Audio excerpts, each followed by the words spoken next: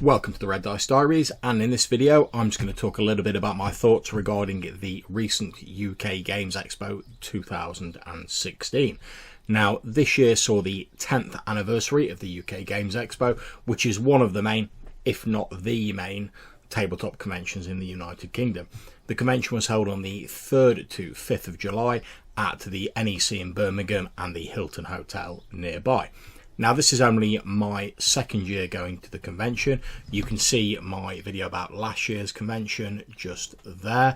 Now, I did try and record a short sort of post-expo video which had Sean Connors, Jenny Green and Matthew Bryan, aka Rhaegar the Dragonborn, in it. But unfortunately, due to technical problems, that didn't really come out. So apologies to them for that, even though it was great to talk to them and all enthuse about the expo, and hopefully I'll have ironed out whatever technical problems there are before next year's convention, and we can do a more traditional post-expo video. Although I know that they've done their own videos, and if I can find links to those, I'll sort of put them at the side there.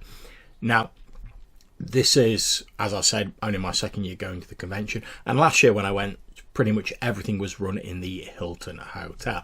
Now, this includes all the various things that the convention covers, you know, miniatures games, collectible card games, RPGs, etc.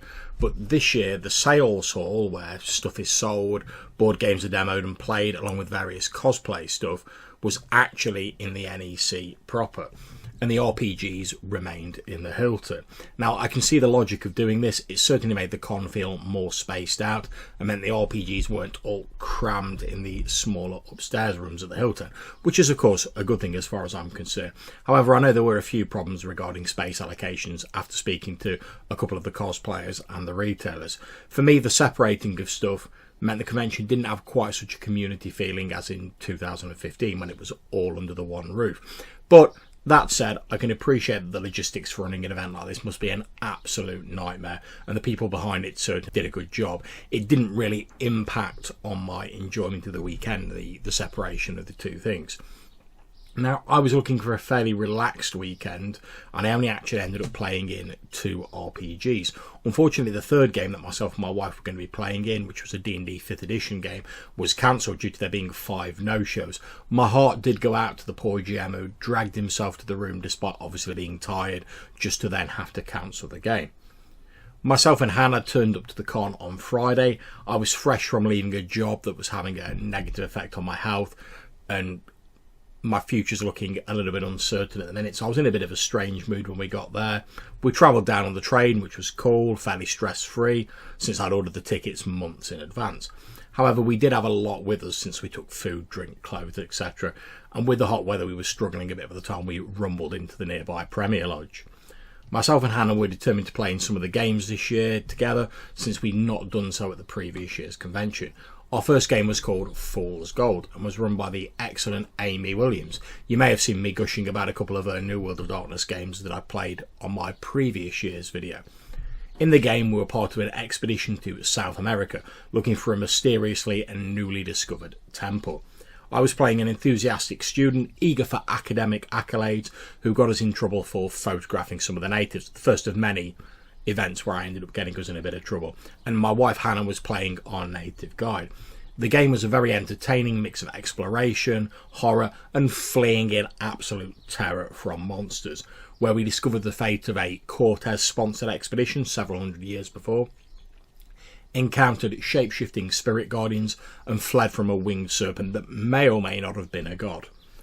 The second game I played in was run by Val and was titled The Dark Wood, a Call of Cthulhu game. It saw us as part of an expedition involved with a Viking archaeological dig in America. I played a Detective Sergeant Lee Haxton, who was on sabbatical from Scotland Yard after some of his investigations into cults had taken a toll on his personal and family life. He'd been called to help with the Viking excavation by Captain Roderick Cheelingham, who he'd served under during the war. This was only my second game of Call of Cthulhu ever, but I found it very enjoyable as we slowly uncovered a much older mystery behind the area's archaeology and helped to banish some ancient creatures. My sergeant ended up temporarily losing his grip on sanity and becoming convinced the other party members who had been infected with brain worms. It made sense in the context of the scenario. After attempting to take the rest of the group hostage so that he could escort them to the authorities, they eventually managed to get away from him and abandoned him in the town of Dunwich. Realising there were no lawmen in Dunwich, after his senses recovered, the game ended with the party driving away on a cart, with my character remaining behind to become the new law in Dunwich. The UK Games Expo wasn't just about the RPGs either. It's also great to socialise, pick up a few bargains and get to chat to the people who actually make the games that we all play and love. My main gripe with the convention is that I always come away thinking that I wish I could have squeezed more in, because there's so much to actually do at the convention. I'm thinking that next year I might turn up a day earlier and leave a day later, like I know Matthew, aka Rhaegar the Dragonborn, does, since with travelling etc, myself and Hannah really only got one full day at the con, and with a wealth of stuff going on that really isn't enough time. I also got to meet up in person with some of the people I game with regularly online, Matthew, Jenny, etc. Other people I know from their online RPG work, Sean Connors, Lloyd Gann, etc. And people that I've met previously at the con, even though I've only been for a couple of years, including this one. I ran an impromptu, informal game of Dungeon World for Matthew, Jenny, Lee, Hannah and John Scotcher, who I met at this year's con, with the players portraying people who had been captured by the notorious slaving vessel, the Crimson Carbuncle, sailing under the villainous Captain Sebastian Tane, a murderous man who never walked but floated above the floor, had strange moving tattoos and only seemed to truly care for the ship's cat.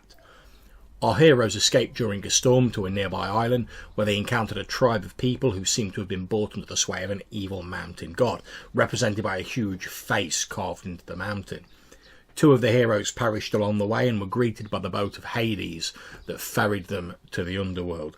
The others were able to bargain with the mountain god and leave the island.